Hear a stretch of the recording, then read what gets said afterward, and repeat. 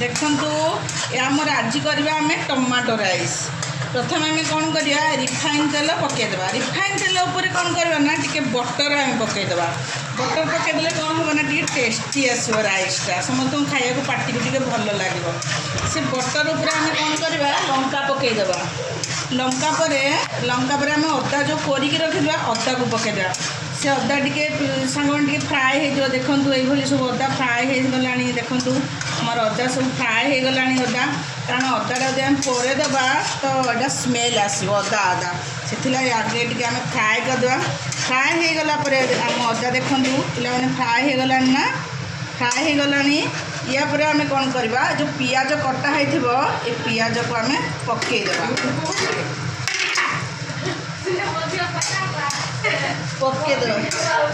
Fry करेंगे सांग मैंने हल्का सा फ्राए करेंगे। बेसी फ्राए कले टेस्टी लगनी टी आम हल्का सा या फ्राए करवा। देखु एमती आम सब या फ्राए करवा।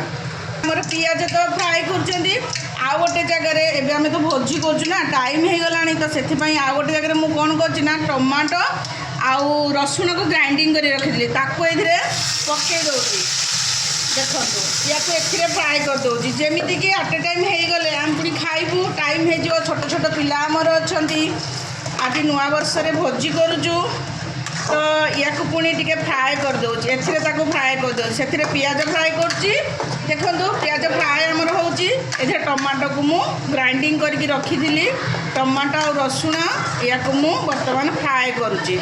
टमाटो को फ्राए कर दूसरी जो आम जो पियाज फ्राए करुचे से मटरटा मुझे पकईदेली। मटरटा टी तो फ्राए होगा दरकार ना कंचा कंचा लगे तो पियाज फ्राए करने समय मु मटर को पकईदेली।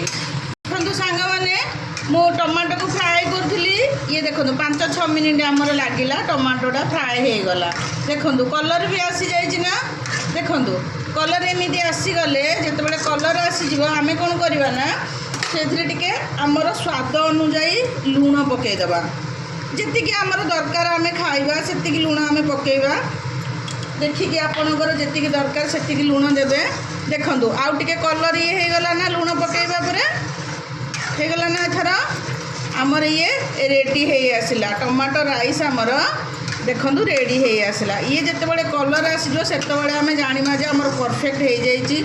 देखो केते सुंदर कलर आसी।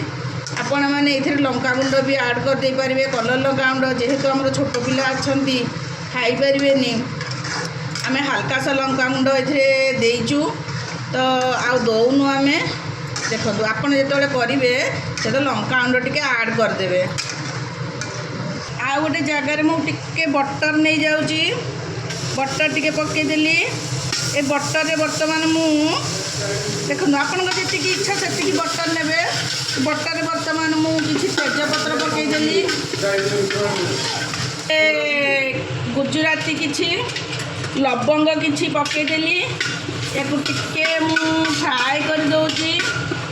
आपणकर इच्छा जी करेंगे आपन जी दरकार हल्का बटर देवाई आजिकल तो बटर बेसी कहीं खाऊना ना तेणु आप हल्का ही बटर जमी फ्राए करदे।